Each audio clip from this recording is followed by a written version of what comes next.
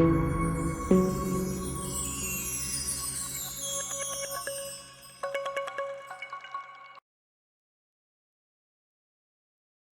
बच्चों नमस्कार। आज हम पढ़ने जा रहे हैं अमेजिंग मैथ्स विद दिनेश के साथ चैप्टर नंबर 9 मैथमेटिक्स में हम बात करेंगे 10वें अध्याय की, जिसका नाम है सर्कल यानी कि वृत्त।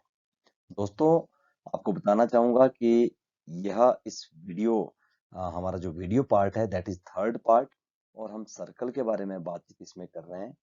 आइए देखते हैं आज की वीडियो में हम सभी के लिए क्या खास रहने वाला है। हम बात करेंगे प्रमेय 10.4 की। जी हाँ, क्या प्रमेय है, क्या नियम है इस सर्कल में, ये आपको समझना बहुत जरूरी है। ये कह रहा है कि एक वृत्त के केंद्र से एक जीवा को समद्विभाजित करने के लिए खींची गई रेखा जीवा पर लंब होती है।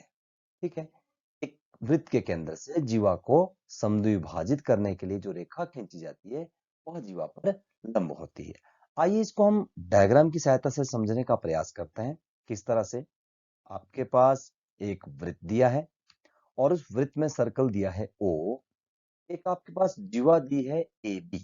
जी हाँ, ए बी जीवा दी है, और क्या कहा कि उस जीवा को समद्विभाजित करने के लिए एक रेखा खींची गई है, दैट इज ओ एम।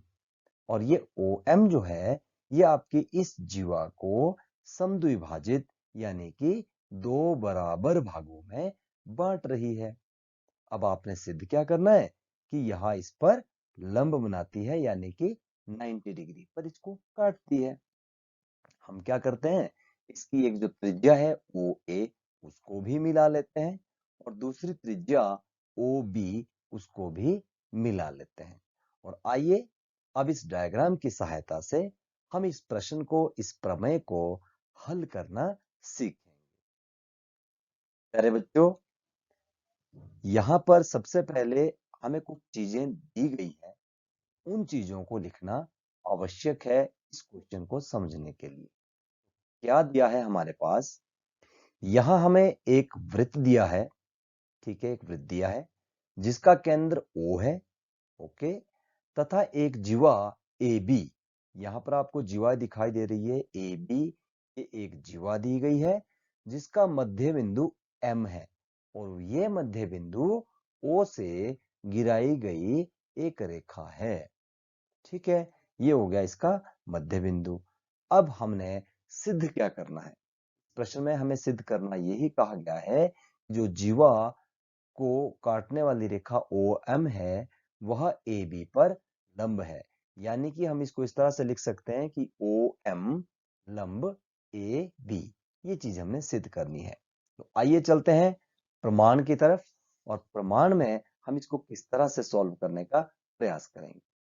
सबसे पहले ये जो वृत्त दिया है इसके अंदर दो त्रिभुज बने हैं, त्रिभुज नंबर 1, त्रिभुज नंबर 2। उन त्रिभुजों को मद्देनजर रखते हुए हम क्या करेंगे, ये त्रिभुज जैसे आपका त्रिभुज ए एक दिखाई दे रहा है और ये त्रिभुज 2। तो त्रिभुज एक है उसका नाम है त्रिभुज ए ओ एम। ये देखिए त्रिभुज ए ओ एम। और दूसरी त्रिभुज कौन सी है? B O M. ये दो त्रिभुज आपके पास बन रही है। इन दो त्रिभुजों में क्या देखना है हमें? सबसे पहले आप मुझे बताओ, भुजा ओ ए और ओ बी ये दोनों बराबर भुजाएं दी है। क्यों? क्योंकि एक ही वृत्त की त्रिज्याएं हैं। मतलब ये वाली भुजा इस भुजा के बराबर है, क्योंकि दोनों की दोनों क्या है? त्रिज्याएं हैं। बिल्कुल। उसके बाद ओ एम बराबर है ओ एम। जी हाँ, ये ओ एम बराबर है ओ एम। क्यों? वही साझी भुजा है दोनों त्रिभुज की, बिल्कुल साझी भुजा है। और तीसरा क्या दिया है आपके पास कि ए एम, कौन सी भुजा? ये A M equal to B M. क्यों? अरे भाई ये पहले ही दिया है। क्या दिया है यहाँ पे कि ये समद्विभाजित करती है। यहाँ पर देखिए समद्विभाजित का मतलब क्या हो गया?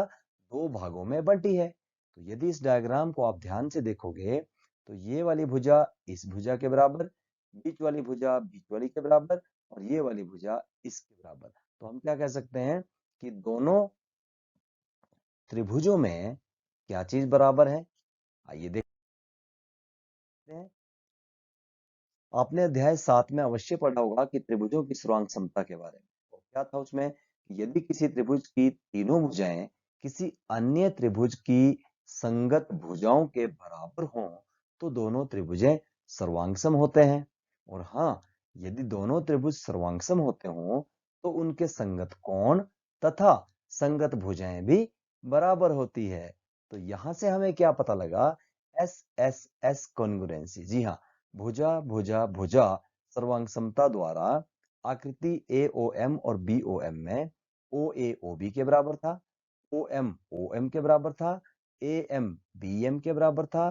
तो एस एस एस सर्वांग समता द्वारा त्रिभुज एओएम और त्रिभुज बीओएम कैसे हुए? सर्वांगसम हुए। और अतः हम कह सकते हैं कि एएम बराबर है बीएम। इस प्रकार हम यह भी कह सकते हैं कि बिंदु एम जो है वो जीवा को समद्विभाजित करता है। ये तो बात क्लियर है, पहले ही दिया है कि समद्विभाजित करता है। लेकिन हमें ज्ञात करना है कोण बीच का जो एम, इसको हम कैसे निकालेंगे? देखिए, आपके पास है एस एस सर्वांग समता द्वारा त्रिभुज एओएम और बीओएम दोनों सर्वांगसम सिद्ध हो जाते हैं और उसके सभी कोण भी कैसे हो जाएंगे? बराबर। तो यदि आप डायग्राम, जो आपका डायग्राम था उसको आप देखोगे, इस तरह से दो त्रिभुज आपके पास बने थे। जैसे मैं यहाँ पर एक डायग्राम बना लेता हूँ इस तरह से। ये थी आपकी एक त्रिभुज, और ये थोड़ा सा गलत डायग्राम हमारा बन चुका है, इसको ठीक कर लेते हैं। ठीक है, हाँ, अब देखेंगे मैं आप, ये हमारी एक जीवा थी इस तरह से, और उसको एक रेखा ने यहाँ से ओ एम ने काटा था। ये आपके पास बिंदु है ओ ए और ये वाला बिंदु था आपका ओ बी। तो देखिए, ये आपका बिंदु ओ था, दिस इज ए, ठीक है, दिस इज एम और दिस इज, ये आपका पॉइंट था बी। हमने सिद्ध कर लिया कि दोनों त्रिभुज आपस में कैसे सर्वांगसम, इसलिए एंगल एम और एंगल एम बराबर हो गए। अब देखिए, ये वाला एंगल एम और ये वाला एंगल एम, दोनों के दोनों एंगल एम है और ये यहाँ पर बराबर हो चुके हैं। लेकिन हमने ये सिद्ध करना है कि ये 90 डिग्री का कोण बनाएगा। अब देखिए, जब एंगल एम और एंगल एम बराबर हो चुके हैं, हमने इसको एंगल एम प्लस एम कर दिया 180 के बराबर, बिकॉज सीधी रेखा पर बने कोणों का 180 होता है, ये हमें पता है। एंगल एम और एंगल एम बराबर है, इसलिए 2m बराबर है 180, m बराबर है 180 बटे 2, m बराबर है 90। 90 यानी कि समकोण, यही हमने सिद्ध करना था। अतः जो OM है यह AB के ऊपर मतलब लंब समद्विभाजक का काम करेगा। Hence proved. यही था हमारा आज की वीडियो का मुख्य उद्देश्य, कि हमने एक केंद्र से जीवा पर एक लंब गिराया, तो वह उस जीवा को समद्विभाजित करता है, और यदि भुजा समद्विभाजित होती है तो वो भुजा क्या होती है? लंब होती है। आइए जानते हैं कुछ और महत्वपूर्ण चीजें। आज की इस वीडियो का जो खास हमारा उद्देश्य है वो भी आप देख लीजिएगा। हाँ प्यारे बच्चों, एक नियम आपको मैं बता रहा हूँ जो कि आपको लर्न करना है, क्योंकि आगे आने वाली प्रश्नावली में आपको काफी मदद देगा, काफी काम आएगा। नियम नंबर 1, आप उसको याद भी करेंगे और चित्र की सहायता से हम उसको समझने का प्रयास भी करेंगे। क्या नियम है और क्या ये बोल रहे हैं? किसी त्रिभुज के सर्वांगसम या बराबर चाप वृत्त के केंद्र पर बराबर कोण अंतरित करते हैं। यदि किसी वृत्त के जो चाप होते हैं, यदि बराबर चाप कहीं है, वो बराबर कोण केंद्र पर बनाते हैं। आइए इसको समझते हैं एक डायग्राम की सहायता। अरे नहीं नहीं नहीं, ये डायग्राम नहीं है, ये तो एक प्यारा सा डोगी है जो कि समझने आया है इस प्रश्न को। आइए प्रश्न समझते हैं। एक वृत्त आपके पास दिया है, इसके दो सर्वांगसम चाप हमें निकालने हैं। क्या कहा है कि किसी वृत्त के सर्वांगसम चाप केंद्र पर बराबर कोण अंतरित करते हैं। ये देखिए, अब इसमें चाप कहाँ है? चाप तो नजर नहीं आ रही, मैं आपको बताता हूँ। ये देखिए, ये हमारे पास चाप है। यदि मैं इसको नाम देता हूँ ए, और ये हमारे पास है दूसरा पॉइंट बी, तो चाप ए बी, ये हमारे पास एक चाप बनती है। चाप यहां से लेके और यहां तक ये हमारे पास एक चाप है। तो इस चाप ने, ये जो चाप है, इस चाप ने केंद्र पर कितने डिग्री का कोण बनाया? 85। तो यदि एक ऐसी ही चाप, मान लो एक चाप यहाँ पर सी है और एक चाप यहाँ पर मैं डी लगा लेता हूं, तो ये भी एक चाप बनी सी डी। अगर इसका कहने का तात्पर्य है कि यदि चाप ए बी और चाप सी डी आपस में बराबर हैं, किसी वृत्त के सर्वांगसम चाप, सर्वांगसम या बराबर चाप केंद्र पर बराबर कोण अंतरित करते हैं, तो ये चाप भी केंद्र पर कितने डिग्री का कोण बनाएगी? 85 डिग्री का कोण बनाएगी। यही था हमारा नियम 1। अब बात करते हैं नियम 2 की। नियम 2 क्या कहना चाह रहा है, देखिएगा, यदि किसी वृत्त की दो जीवाएं बराबर हो, ठीक है, तो उनके संगत चाप, उस जीवाओं के जो चाप बनेंगे बाहर को, सर्वांगसम होते हैं। या विलोमतः हम यहां भी कह सकते हैं कि यदि दो चाप सर्वांगसम हो तो उनकी संगत जीवाएं भी बराबर होती है। इसको भी हम एक पिक्चर के माध्यम से देखेंगे। नहीं, इसके माध्यम से नहीं, इसके माध्यम से। यहां पर एक वृत्त बना, इसकी पहली चाप है इस वन, जिसका नाम है ए बी, और दूसरी इसकी बराबर जो चाप है उसका नाम है सी डी। तो कहने का तात्पर्य क्या है कि इसी क्या बोला, वृत्त की दो जीवाएं यदि बराबर हों, यदि इस वृत्त की ये दो जीवाएं बराबर हैं, ठीक है, ये दोनों जीवाएं आपस में बराबर हैं, तो उनके द्वारा बनी गई चाप, ये जो चाप यहाँ पे दिखाई दे रही है आपको ए बी या फिर बी ए, और यहाँ पर एक चाप बन रही है सी डी, यानी या इसको डी सी कह सकते हैं। इसका मतलब है कि दोनों चाप्स भी आपस में बराबर होंगी। अब आप समझ लेना, यदि किसी वृत्त में दो जीवाएं बराबर दी गई हो, जैसे ये भी मान लो 6 सेंटीमीटर है और ये वाली जीवा भी 6 सेंटीमीटर है, इसका मतलब बराबर जीवाएं हुई, तो उनके द्वारा जो चाप बनाई जाएगी वो दोनों चापें भी बराबर होती है। या हम इसको विलोमतः उल्टा यदि समझें कि यदि किसी वृत्त की दो चापें बराबर दी गई हों तो उनके द्वारा बनी गई जीवाएं भी बराबर होंगी। ठीक है, अब बात करते हैं हम अंतिम नियम के बारे में। तीसरा नियम कह रहा है कि एक वृत्त की बराबर जीवाएं केंद्र से समान दूरी पर होती है। या इसको हम इस तरह से भी समझ सकते हैं कि एक वृत्त के केंद्र से समदूरस्थ जीवाएं लंबाई में समान होती है। आइए इसको भी हम डायग्राम की सहायता से समझते हैं। लो जी, चाचा जी आ गए हैं कि check it out, check it out, check it out. क्या चेक इट आउट करना है?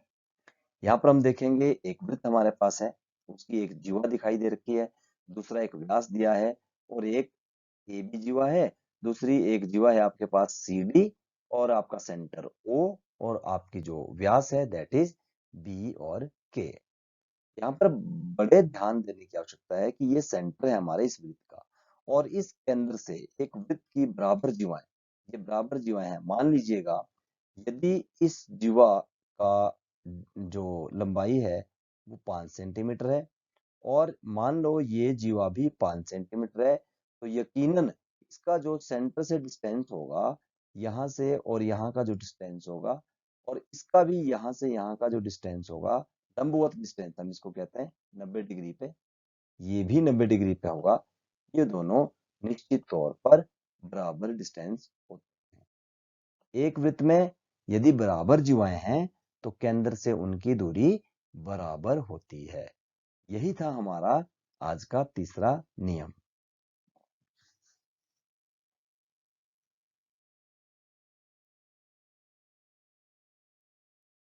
तो आप इस वीडियो में अंत तक बने रहे, आप सभी का बहुत बहुत धन्यवाद। Thanks for watching. आप सभी से अनुरोध है कि इस चैनल को सब्सक्राइब करें, बेल आइकन अवश्य दबाएं ताकि आपको नई वीडियो की नोटिफिकेशन मिलती रहे। और हाँ, यदि आपको वीडियो पसंद आई तो कमेंट अवश्य दें। यदि इसमें कुछ कमी लगी तो अपने सुझाव दें, ताकि नेक्स्ट टाइम आपके लिए अच्छी से अच्छी वीडियोस हम ला सकें। और हाँ, शेयर करना इस वीडियो को मत भूलिएगा। Thank you very much.